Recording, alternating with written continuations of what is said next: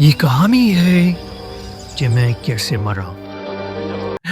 ارے میں میرے تو بس پیٹ میں درد ہوا تھا. یہ ان دنوں کی بات ہے جب میں ہر وقت ٹی وی دیکھتا رہتا تھا. حسن ہوم ورک کا ٹائم ہو گیا ہے. ٹی وی آف کر کے ہوم ورک کرو.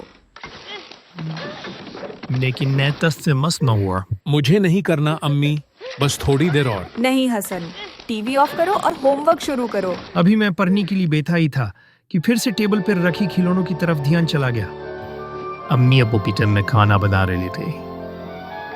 کھیلتے کھیلتے کچھ بھوک محسوس ہونے لگی تو میں کچن میں گیا. امی کیا میں کھانا کھانے سے پہلے کوکیز کھا سکتا ہوں؟ نہیں حسن، تمہارا پیٹ خراب ہو جائے گا.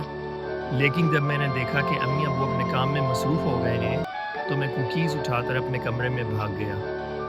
مگر نافرمانی کا انجام ہمیشہ برا ہوتا ہے.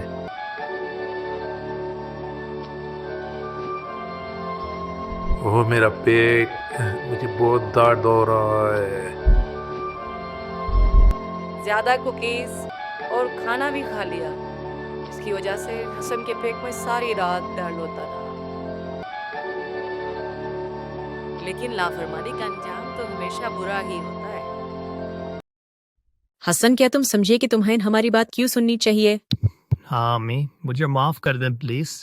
مجھے آپ کی بات سننی چاہیے کہ پلیز معاف کر دینا.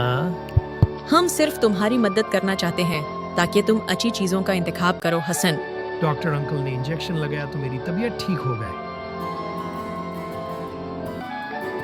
یوں مجھے پتا چلا کہ ہمارے ماں باپ ہمارے لیے اچھا نہیں سوچتے ہیں، ہے نا بچوں؟